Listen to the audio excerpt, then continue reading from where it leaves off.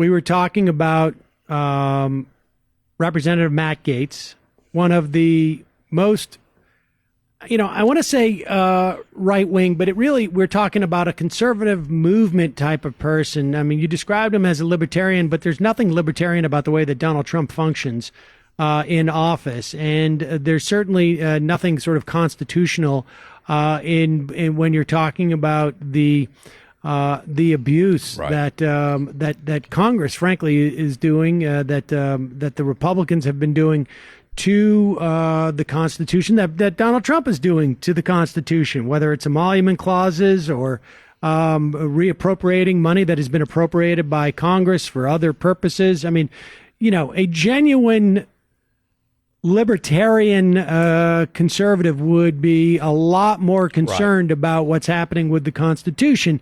But be that as it may, we spoke about Matt Gaetz, but he's not unique in many respects for Republican politics. Was Matt Gaetz a member of the Florida State Assembly? Yes, he was the Florida House. He was chairman, I believe, of the Taxation Committee. He was terming it out. He had a chance to run for his daddy's state Senate seat or for Congress, and he chose to go for Congress. Well, good for him. Good for him. So tell us a little bit about Representative Mike Hill. Is this the next Matt Gaetz, or is he worse? He is loonier. He sees black helicopters in the night. He is the one state representative. In fact, the Republican leadership in Tallahassee hates him. He did not get one bill passed this last year. He put up 9 bills. One of them was for a parking lot for a state college, and he couldn't get it passed. But he made news a couple weeks ago in national news because he was the state representative who said that God had told him to resubmit his anti-abortion bill with no limitations, no restrictions or exemptions, and that when God makes you a prophet. And that's a pretty big news. But we kept our recorder going, and in the process, he also talked about that being gay or lesbian or transgender or that was a choice, and that it shouldn't be protected against discrimination. And then he went on to, someone from the audience said, well, the Bible says that if you sleep with a man, you should, in the New Testament, you should be killed. And he said, no, he didn't say no. He said, and it says it in the Old Testament too. And someone said, well, how about doing a bill on this? And he said, that would go over really great. And everybody started laughing and giggling about it. We got the audio on that one too. Wow! And it's created a furor across the state. The House Speaker has come out and asked him to apologize. Democrats are asking for him to resign. It's just that kind of hate speech that I think really ruffled a lot of people. It got a lot of people upset.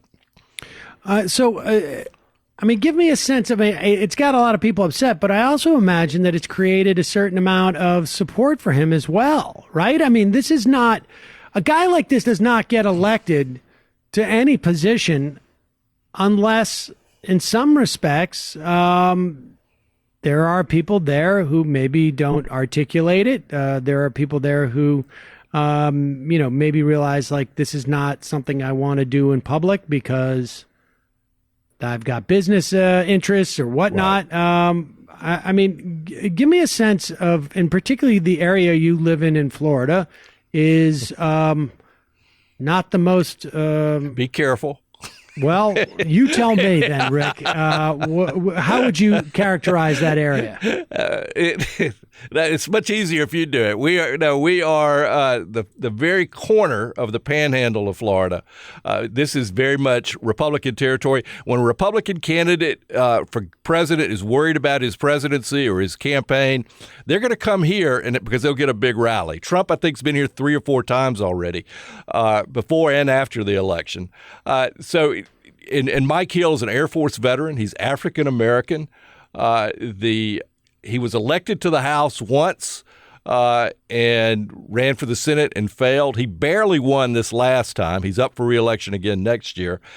He is, and I've your comments about this may help him, and I've had some criticism for our reporting, saying all you're doing is helping him.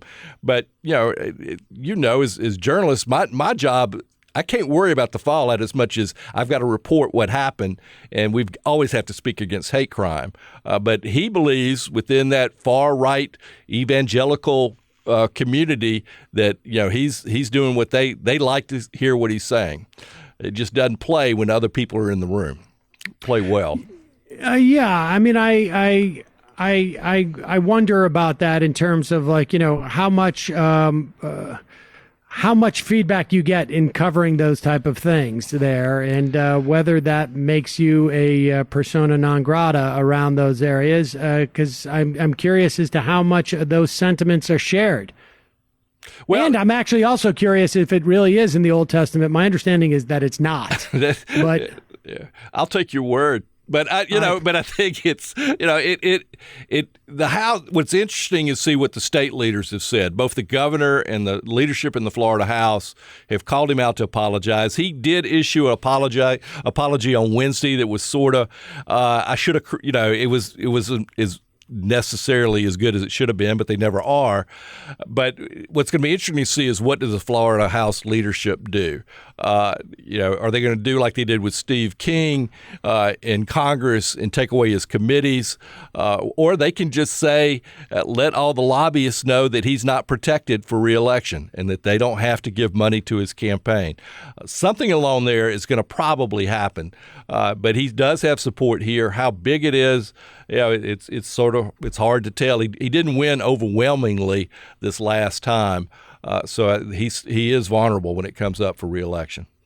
How much of Florida's change? So you had Ron DeSantis came out against this guy. How much? Where is Florida, broadly speaking, politically, that DeSantis has to be very quick on coming out against this guy? I mean, how much? Give me a sense of where Florida stands now in the scope of things. Well, I think we're as purple as we ever were. I think that DeSantis, as a governor, has not been as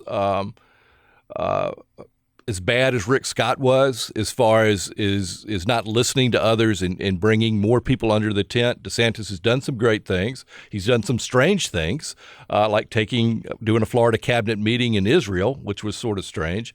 But as a whole, he's not as ultra conservative or Trumpian as we were worried that he was going to be. So I think the state appears to me to be more purple than it has been. I think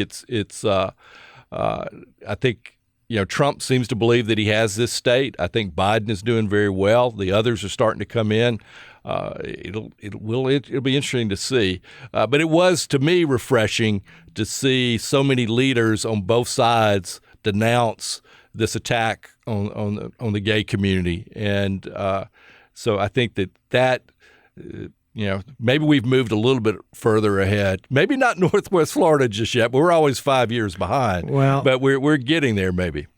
Hope springs eternal, Rick. Good luck down there, and I appreciate you giving us an update. Thanks so much. Thank you, Sam.